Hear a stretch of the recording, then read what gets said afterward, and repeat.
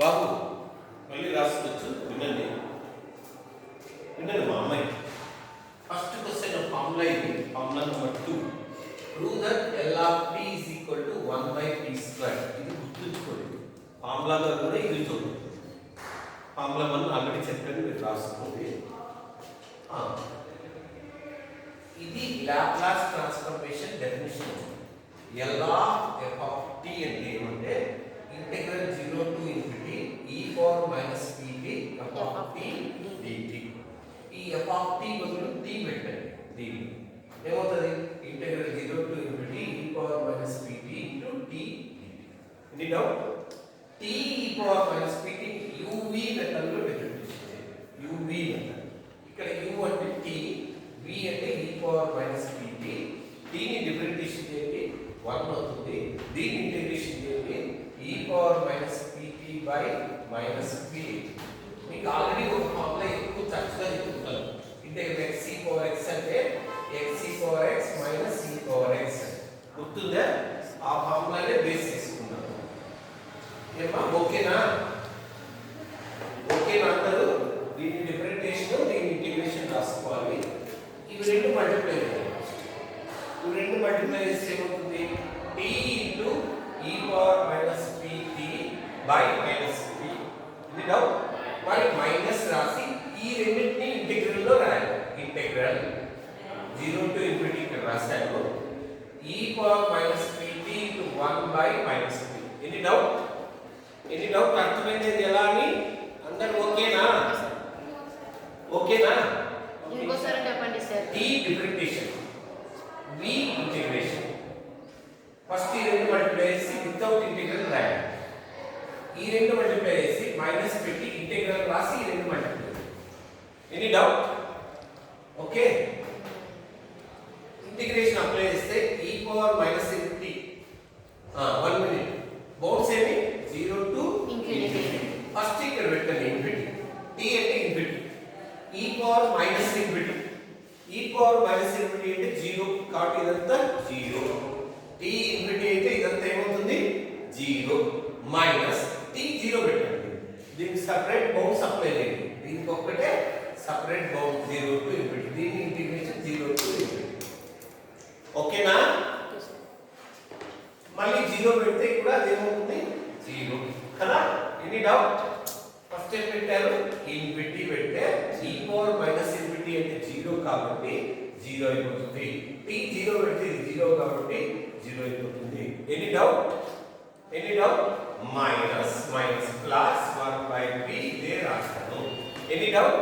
Integral e power minus pt అంటే e power minus pt by minus p. 0 to infinity. 0 to infinity అంటే first infinity పెట్టండి.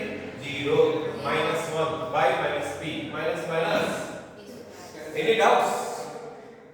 అయిపోయింది. First problem అయిపోయింది. Any doubt? Second formula ఇస్తున్నాను. Prove that ఇలా రాస్తాను. ఇది చెప్పే ముందు గామా ఫంక్షన్ అంటే ఏమో వినండి. గామా ఫంక్షన్ ఆఫ్ n ని ఇలా డినోట్ చేస్తాను. గామా n అంటారు. గామా ఆఫ్ n యొక్క వాల్యూ ఏంటంటే 0 to infinity x power n minus 1 e power minus x dx. ఇవి దీని నుంచి ఫార్ములాస్ నేను డిరైవ్ చేశాను. n ఇంటీజర్ అయితే గామా ఆఫ్ n ప్లస్ 1 వచ్చి n ఫ్యాక్టోరియల్.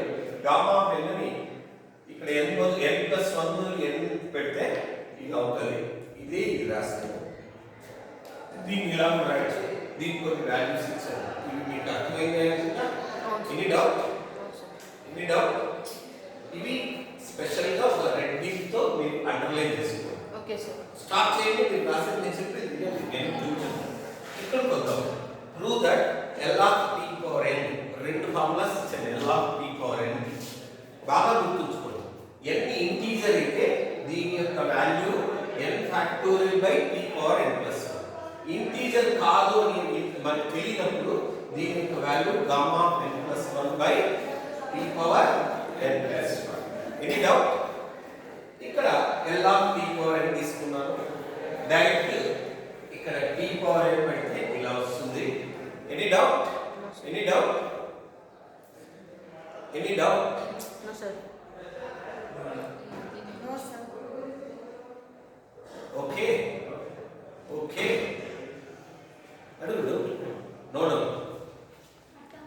ఎక్కడ కట్టాలి ఇక్కడ నుంచి ఇక్కడ ఇది ఓకేనా ఇదేంటి డెఫినేషన్ ఎఫ్ ఆఫ్ టీ బదులు ఏం పెడతాం ఏమవుతుంది